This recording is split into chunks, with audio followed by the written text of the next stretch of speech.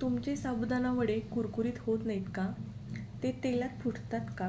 तर चला मग बघूया अशा काही टिप्स जेणेकरून साबुदाणा वडे कुरकुरीतही होतील आणि तेलातही फुटणार नाही. नमस्कार, मी तृप्ती टेस्टी ट्रीट्समध्ये आपले स्वागत करीत आहे. तर साबुदाणा वडा बनवण्यासाठी लागणारे साहित्य आपण जाणून घेऊ. 1 वाटी भिजवलेला साबुदाणा, अर्धी वाटी शिजवलेला बटाटा, अर्धी वाटी भरड शेंगदाण्याचा कूट, 3 ते 4 बारीक कट केलेल्या मिरच्या, 1 चमचा साखर, लिंबू, कोथिंबीर व चवीनुसार मीठ. तर वडे कुरकुरीत होण्यासाठी साहित्याचे प्रमाण योग्य पाहिजे. इथे मी 1 वाटी साबुदाणा घेतला आहे, तर त्याच्या अर्धी वाटी बटाटा घेतला आहे. जर इथे साबुदाण्यापेक्षा बटाट्याचे प्रमाण जास्त झाले तर आपले वडे कुरकुरीत होणार नाहीत, म्हणून प्रमाण योग्य घ्यायचे. आता याला आपण छान मिक्स करून घेऊ. तर मिक्स करून घेण्याअगोदर मिक्सर प्लस मोडवर एकदा साबुदाणा फिरून घेऊ.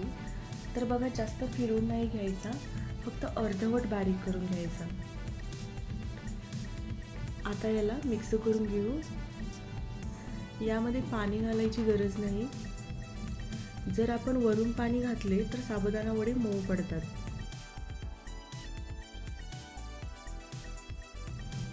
छान असे मळून झालेले आहे. आता आपण वडे बनवून घेऊ.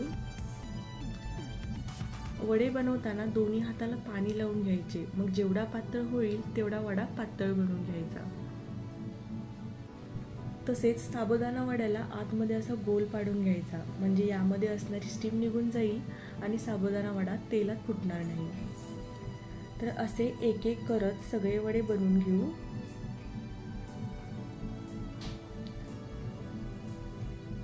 बनवून झाल्यानंतर वडे तळायला घेऊ. तर इथे मी तेल गरम केलेले आहे. ते नॉर्मल गरम ठेवायचे. जर कमी गरम तेल असेल तर साबुदाणा वडा जास्त तेल शोषून घेईल. त्यामुळे गॅसची फ्लेम अर्ध्यापेक्षा जास्त ठेवून वडे तळायला घ्यायचे.